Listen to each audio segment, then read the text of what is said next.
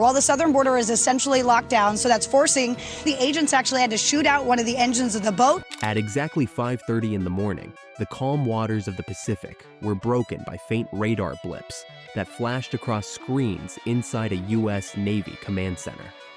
The operators leaned closer, watching as 3 small vessels appeared near the U.S.-Mexico maritime boundary, cutting across the waves at remarkable speed. They weren't fishermen. They weren't patrol boats.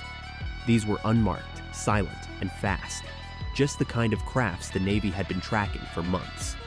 Within minutes, the truth was confirmed. The vessels belonged to one of the most powerful drug cartels in the world. The cartels were adapting, launching daring incursions by water. Part of a billion-dollar maritime network that had quietly shifted its smuggling empire from land to sea. For decades, cartels had relied on tunnels, trucks, and hidden crossings to move narcotics across the border. But as the United States tightened surveillance and reinforced security, those land routes became increasingly costly and unreliable. The ocean, vast and unguarded, offered new promise. It had no fences, no checkpoints, and no cameras watching every wave. Soon the Pacific became the cartel's new frontier, a lawless expanse where speed and stealth determined survival. The smuggling operations evolved into something larger than crime. It was an industry, a war economy worth more than $13 billion a year, operating on open water under the radar of international law.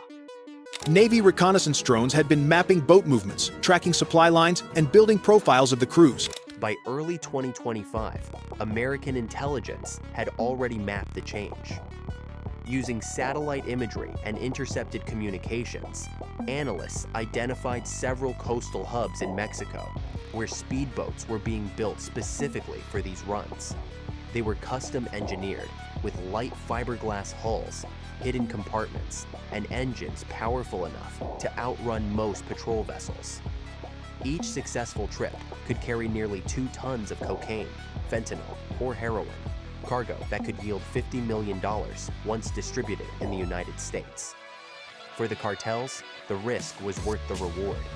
For the Navy, every shipment that crossed into U.S. waters represented more than a drug problem. It was a direct challenge to national security. That morning, as the radar signatures grew stronger, 2 Navy destroyers stationed off the coast of California shifted position to intercept. The cartel convoy had armed escorts on board, and intelligence suggested they might resist capture with lethal force. Overhead, P-8 Poseidon reconnaissance aircraft began streaming live video to the command center in San Diego. From 30,000 feet, infrared cameras tracked the 3 boats as they weaved through the waves, moving fast and in formation. On the surface, Coast Guard interceptors launched from hidden bays, slicing through the swells at full throttle. Helicopters rose from the decks of nearby ships, engines roaring, blades cutting the air like thunder. The order was simple: make contact, disable the targets, and prevent entry into American waters. The first radio transmission went out clearly across open channels, commanding the vessels to stop and identify themselves. No answer came. The smugglers stayed silent, their engines humming louder as they accelerated. It was a calculated gamble. They knew that in open waters, hesitation could mean capture. In response, the Navy initiated its next phase. One of the Seahawks descended low, locking onto the lead boat with precision targeting. Instead of conventional ammunition, it fired specialized engine-disabling rounds, non-lethal but surgically accurate. Within seconds, the bullets tore through the outboard motors, and the first vessel began to spin uncontrollably, smoke rising from its stern as it lost power. The second craft tried to flee, veering sharply to the right. A Coast Guard cutter was already closing in, matching every maneuver. When 2 warning bursts hit the water beside it, the smugglers still refused to yield. The next volley hit home, engines sputtered, then died. The boat slowed, drifting helplessly as crew members scrambled on deck. 2 boats down. 1 remained. The third vessel, slightly larger and faster, surged ahead, pushing its engines to their limits. It disappeared briefly into a patch of coastal fog, trying to vanish completely. But the Navy's surveillance grid stretched far beyond sight. Infrared sensors followed every movement. The helicopters continued to shadow it from above, and soon another type of weapon came into play. An electromagnetic pulse round designed to fry electrical systems without destroying the hull. One clean shot, and the final boat went dark. Its navigation lights flickered once and then went out for good. When the boarding teams arrived, they found more than just narcotics. Hidden beneath tarps were crates of ammunition, tactical radios, and encrypted satellite devices. Onboard drives revealed navigation data connecting the operation to two of Mexico's largest syndicates, the Sinaloa Cartel and the Jalisco New Generation Cartel.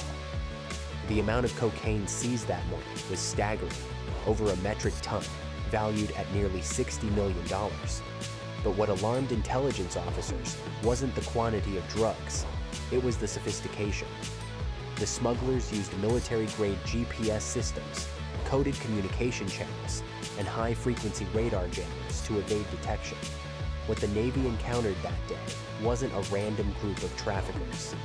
It was an organized paramilitary operation with corporate precision. The United States had been preparing for this shift. Over the past 2 years, it had integrated artificial intelligence, predictive mapping, and drone surveillance into a single unified defense grid. New XP-4 autonomous drones could patrol for 20 hours non-stop, scanning vast stretches of ocean and relaying instant data to fleet commanders. The idea was to make the Pacific unmanageable for traffickers, to remove every blind spot, every hour of darkness that smugglers once relied on.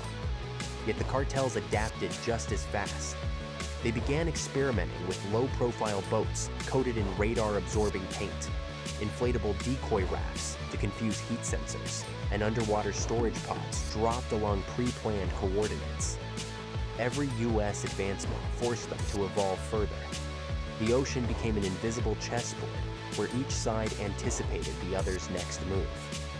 As operations intensified, so did political pressure. Mexican officials accused the United States of breaching sovereignty whenever Navy vessels came too close to their territorial waters. Publicly, both nations exchanged diplomatic statements. Privately, they shared satellite feeds, radar scans, and even real-time intelligence to avoid escalation. The cooperation was delicate, an unspoken alliance built on necessity rather than trust. On the American side, critics questioned the cost of constant patrols. Maintaining a destroyer in active readiness could cost over $2 million a week, and every drone fleet required specialized crews to operate and maintain. But military leaders argued that the alternative, a free ocean corridor for cartels, would cost far more in human lives and public safety. Then came the retaliation. Weeks after the initial interception, intelligence picked up chatter about a new run. 3 heavily armed vessels were preparing to depart from a hidden dock in Baja, California. This time, they weren't carrying only drugs. They carried weapons, ex-soldiers, and orders to fight back. When the convoy crossed into open water, U.S. surveillance drones immediately locked on. The Navy had no intention of being caught off guard.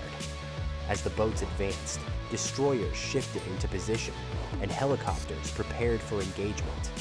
For the first time, smugglers opened fire. Tracer rounds arced into the air, disappearing into the dawn. But the Navy's response was instantaneous and exact.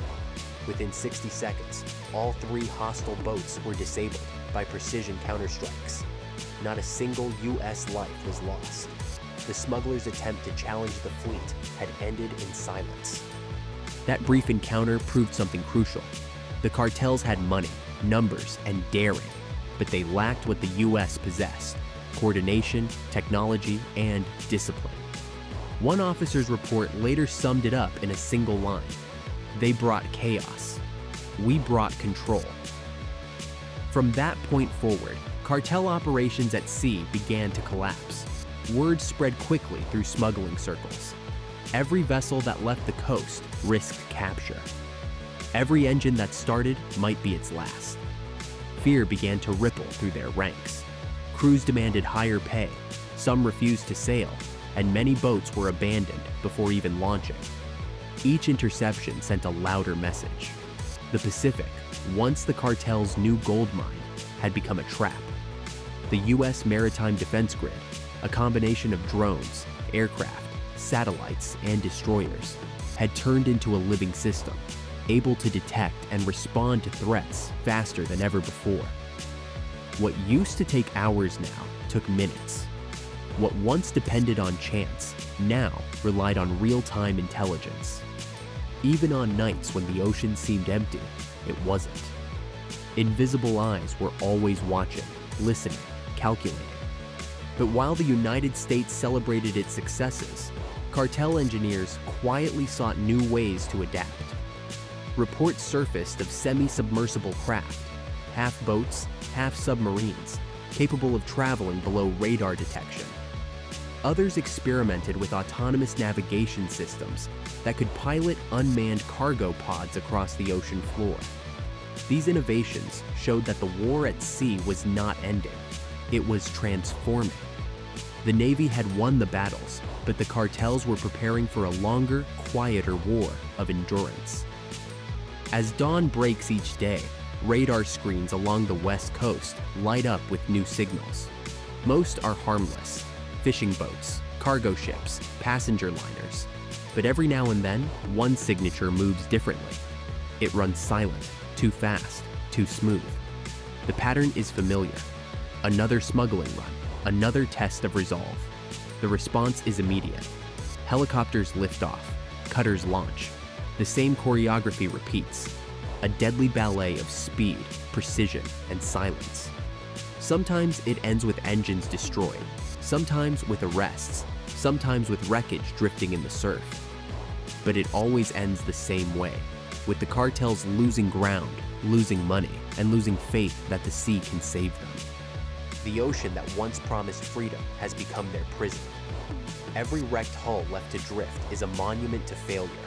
Every seized cargo a reminder that power built on greed has limits.